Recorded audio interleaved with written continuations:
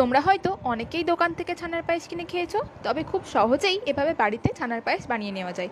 প্রথমে আমি দুধটাকে লেবু দিয়ে ভালো করে ছানা কাটিয়ে নিয়েছি। তারপর ভালো করে জলটা ঝরিয়ে আবারও কিছুটা ঠান্ডা জল দিয়ে ছানাটা ভালো করে ধুয়ে নিয়েছি, যাতে লেবুর গন্ধটা না থাকে আর জলটা ভালো করে বেরিয়ে যায়। এবার ভালো করে হাতের সাহায্যে ছানাটাকে মেখে নিতে হবে। এবার মাখা হয়ে গেলে আবার কিছুটা দুধ ফুটিয়ে রেখেছি, ঘন ঘন করে জাল দিয়ে রেখেছি।